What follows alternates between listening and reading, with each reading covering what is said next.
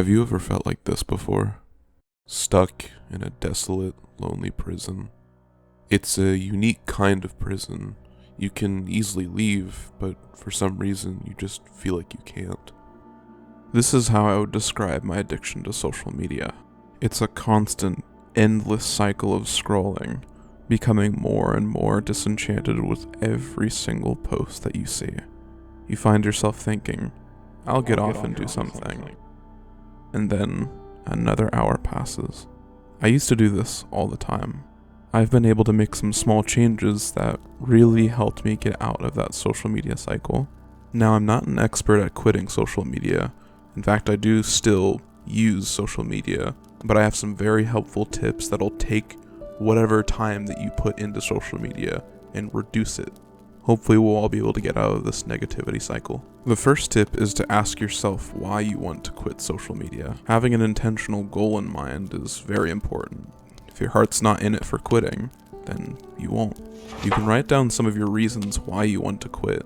Here's a list of my personal responses. For example, I've realized that the impact of social media has on me is more detrimental than the act of just mindlessly scrolling. One of my worst habits was that I would take other people's opinions and use them as my own. I understood how much my thinking was being impacted by other people, how much it forced me into unoriginal, black and white thinking, which is incredibly dangerous.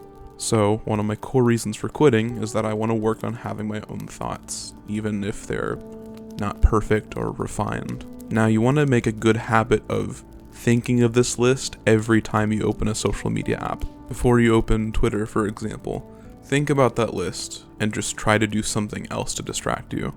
Keep those reasons in mind as much as you can. My second tip is to make small habit changes. It's a much better idea to slowly decrease your social media usage instead of just quitting completely. It could still work, but it's more likely that you'll stop for, let's say, a week or two, and then you're just right back to it and suddenly you've lost all of your progress. Instead, you want to slowly use social media less and less and less over time. And you can do this by changing certain habits.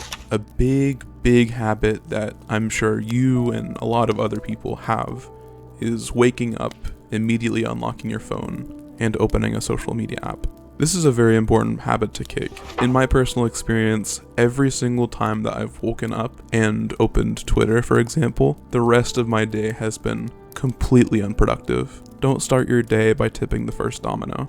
Instead of opening Twitter or opening any social media app, let's say you have a school or work project to do. Do that for just 5 minutes, or just do something you actually really truly want to do for 5 minutes. In fact, a large part of this video was actually made when I woke up. Some other small habits could be opening social media during downtime, like if you're cooking dinner and waiting for it in the oven. I find myself wanting to engage with social media every time that I want to eat, and that's not necessarily a good habit. So instead, just try to replace that downtime with something else. I mean, realistically, you could just stand there and do nothing. There's nothing wrong with being still. My third tip is not extremely helpful, but it's to curate your social media as much as you possibly can when you use it. This is more so to preserve your well-being, as you can easily go down rabbit holes of constant negativity. Block accounts you don't like, block words you don't want to see. Filter as much of it as you possibly can, and don't think that it's a bad thing to block somebody if you don't like them. Just do it. Again, this isn't necessarily something that's going to help you stop social media, but it's much harder to be locked in a negativity cycle. My fourth tip is to reduce how many platforms your social media is on. For example, let's say you spend a lot of time on your computer. Log off of the social media that you use on your computer and just keep it on your phone instead. Like I said for the second tip, your goal is to just gradually loosen your grip on social media. And I think that this is a very, very helpful tip for doing so. You can even download extensions or apps to block these social media apps or websites if you feel like that's entirely necessary. My fifth and final tip is to surround yourself with things you genuinely love instead. Think of hobbies, think of goals you set for yourself. It doesn't even have to be big goals. It could be a giant goal, like let's say your goal is losing a lot of weight. That's a very, very big goal. But if your social media use was as bad as mine used to be, then it's okay to just have smaller goals instead of that. Try to take a small walk while you leave your devices at home. Go play that single player game that you wanted to play. Cook something, even if you're not good at it. Draw something, even if you're not good at it. The problem with social media is that we become consumers instead of creators. And I know I'm sounding like a broken record. Every single person on this planet Earth has said that. But it doesn't matter because those words are extremely true. Let me tell you about my own personal story about my social media use. For the better part of 5 years, I've been constantly watching videos and scrolling posts on competitive games.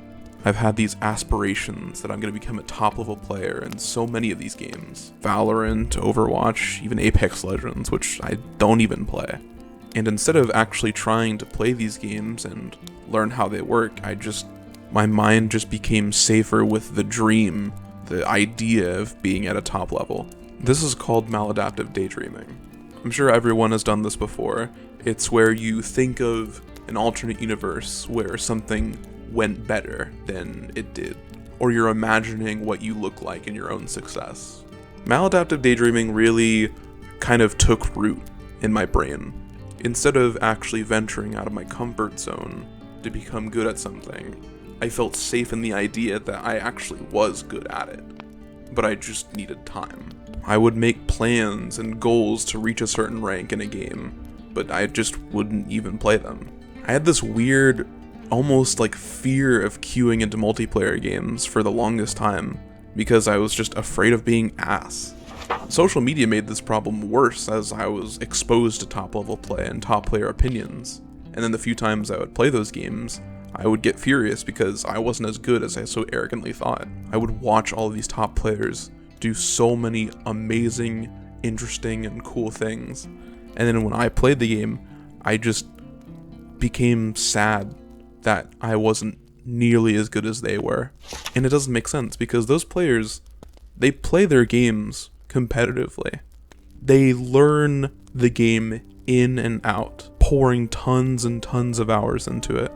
And I feel really stupid for even letting that kind of thinking take hold of me for so long. But as I've limited the amount of social media that I use, I've been able to enjoy playing games again. Dude, I've been playing a ton of Overwatch. It's been a lot of fun. And I am silver. I have the game sense of a limp spaghetti noodle. But I don't care. I'm enjoying the games that I play. I'm playing tons of competitive games without having the mindset that I'm actually better than I think I am, or that I shouldn't even be in this rank. And in a way, gaming competitively has been able to distract me from social media. And I know it's not the greatest alternative, but it's so much better than just mindlessly scrolling.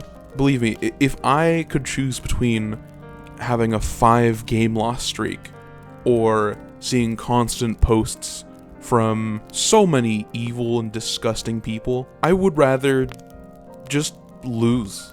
I don't know, I know this is extremely dense and doesn't really make a whole lot of sense, and it's a little silly, but this is just the way that I've been able to quit. This is the way that I've been able to do this. And gaming isn't the only thing that's been able to stop me from using social media so much.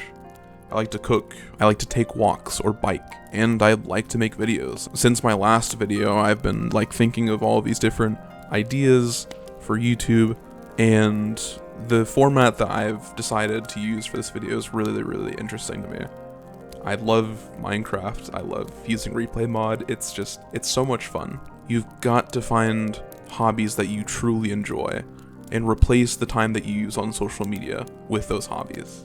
I apologize if my voice sounds bad, that's because it usually is, but I've also been sick with the flu for the last couple weeks. I had a ton of fun making this video, and especially learning how to use replay mod. I know that my tips aren't revolutionary, but this is what has worked extremely well for me. And I hope that this video helps somebody out there, and understand that in trying to quit social media, you're gonna fail.